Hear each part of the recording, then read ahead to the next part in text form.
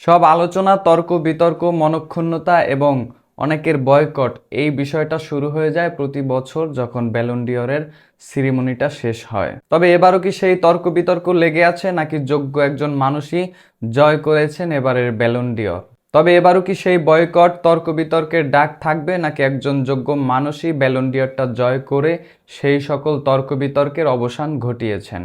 সেই বিষয়গুলোই আলোচনা করব আজকের এই ভিডিওতে। ইতিমধ্যেই যারা ব্যালন ডি'অর সিরিমনিতে চোখ রেখেছিলেন অথবা সোশ্যাল মিডিয়ায় যারা স্ক্রল করছিলেন, তারা নিশ্চয়ই এতক্ষণে জেনে গিয়েছেন এবারের ব্যালন ডি'অর জয়ী ওসমান ডেমবেলে। তবে সবচেয়ে যার নামটা সামনে ছিল এই বছরের ব্যালন ডি'অরটা জয় করার ক্ষেত্রে, সেক্ষেত্রে 18 বছরের সেই লামিন ইয়ামাল 2 নম্বরে থেকেই আসলে শেষ করেছেন এই বছরের ব্যালন ডি'অর সিরিমনিটা। ওসমান দেমবেলে গত মৌসুমে পুরো সিজনটা জুড়েই আসলে চমৎকার পারফরমেন্স করে গিয়েছেন পিএসজির হয়ে, এবং ইউসিএল যেই টাইটেল সেটাও আসলে জিতিয়েছেন পিএসজিকে প্রথমবারের মতো। সেক্ষেত্রে ওসমান দেমবেলে একজন যোগ্য প্রার্থী হিসেবেই এই বছরের ব্যালন ডি'অরটা জয় করেছেন। সেক্ষেত্রে এই ব্যালন ডি'অর জয় নিয়ে আসলে এবার আসলে কোনো বিতর্ক থাকার কথা না। 1 নম্বরে থেকে ওসমান দেমবেলের ব্যালন ডি'অর জয়ে আসলে তর্ক বিতর্ক না হলেও বিভিন্ন পজিশনগুলো নিয়ে ঠিকই তর্ক বিতর্ক ইতিমধ্যেই সোশ্যাল মিডিয়ায় শুরু হয়ে গিয়েছে।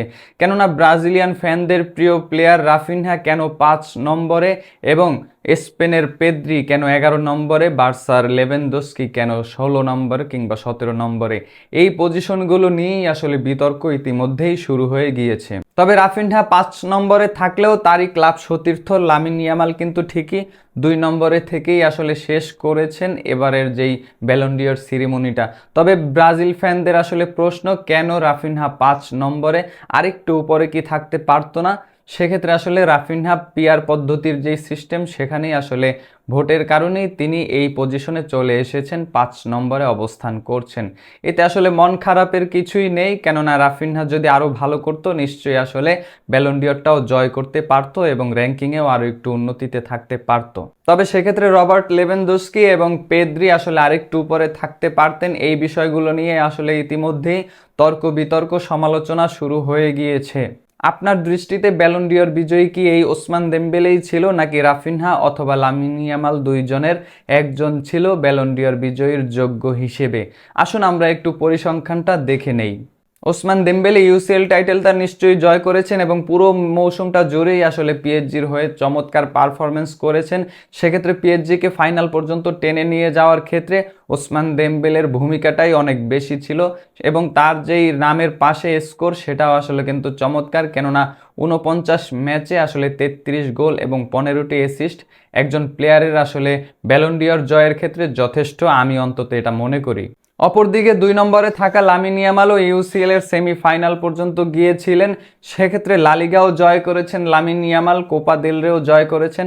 55 ম্যাচে আসলে তার 18 গোল এবং 25টি অ্যাসিস্ট, অসাধারণ পারফরমেন্স। কিন্তু ওসমান দেমবেলে আসলে ইউসিএল টাইটেলটা জয় করার কারণেই সেই এগিয়ে থাকবে এই রেসে।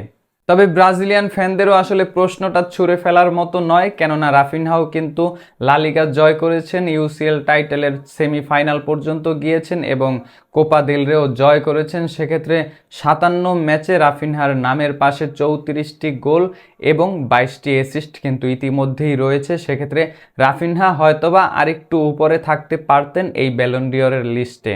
তবে আমার মনে হয় গত বছরের ব্যালন ডি'অরটা যেই বিতর্কিতভাবে শেষ হয়েছে, সবার চিন্তা ভাবনাকে উড়িয়ে দিয়ে রদ্রির ব্যালন ডি'অর জয়, কিন্তু এবার আসলে একজন যোগ্য মানুষই জয় করেছেন ব্যালন ডি'অর। ওসমান দেমবেলেই আসলে এই ব্যালন ডি'অরের যোগ্য দাবিদার, কেননা ইউসিএল টাইটেলও তিনি জয় করেছেন এবং তার নামের পাশের যেই পারফরমেন্স সেটাও আসলে তার পারফরমেন্সের পক্ষেই কথা বলে।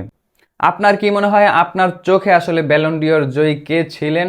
আপনি আসলে কাকে নির্বাচন করতে চান ব্যালন ডি'অর বিজয়ী হিসেবে, এবং র্যাঙ্কিংয়ে কার পজিশনটা কোথায় দেখতে চেয়েছিলেন? কমেন্ট বক্সে আপনার মূল্যবান মন্তব্য জানাবেন।